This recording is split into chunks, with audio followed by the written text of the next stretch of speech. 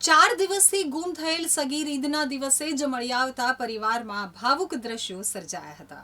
આજથી 4 દિવસ પહેલા 14 વર્ષીય સગીર અચાનક ગુમ થઈ જતા પરિવારજનો ખૂબ જ ગભરાઈ ગયા હતા।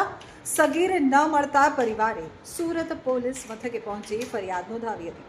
તો આ સાથે જ પરિવારે બાળક શોધી આપનારને 50,000 રૂપિયાનું ઇનામ આપવાની પણ જાહેરાત કરી હતી।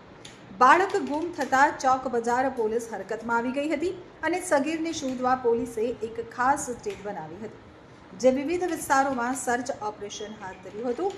પોલીસ દ્વારા સીસીટીવી ફૂટેજની તપાસ કરવામાં આવી હતી, જેની મદદથી 4 દિવસ બાદ આ ગુમ થયેલ સગીર મળી આવ્યો હતો।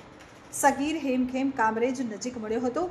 પોલીસ ત્યાં પહોંચી ત્યારે જાણવા મળ્યું કે સગીર પોતાની માતાને મળવા પગપાળા કામરેજ પહોંચ્યો હતો। સગીરના માતા પિતા બંને અલગ અલગ વ્યક્તિઓ સાથે લગ્ન કરી લીધા હતા। સગીર તેના પિતા સાથે રહેતો હતો, પરંતુ પોતાની માતાની યાદ આવતા તે કામરેજ પહોંચી ગયો હતો। જ્યારે ચોક બજાર પોલીસ તેને પરત લાવી અને તેના પાલક માતા સાથે મિલન કરાવ્યું હતું, ત્યારે પોલીસ મથકમાં ભાવુક દ્રશ્યો સર્જાયા હતા। માતા અને બાળક એકબીજાને ચહેરા ઉપર હાથ ફેરવી અને રડવા લાગ્યા હતા। આ સમયે ત્યાં હાજર પોલીસ અધિકારીઓની પણ આંખો ભીની થઈ ગઈ હતી। તો આ ઘટના પછી સગીરના પરિવારજનો તથા સમુદાય ચોક બજાર પોલીસ ટીમનો આભાર વ્યક્ત કર્યો હતો। તેઓએ જણાવ્યું હતું કે પોલીસે જે રીતે ગંભીરતાપૂર્વક આ કેસને હેન્ડલ કર્યો અને અમારા બાળકને પરત લાવ્યો તે માટે અમે હંમેશા ઋણી રહીશું।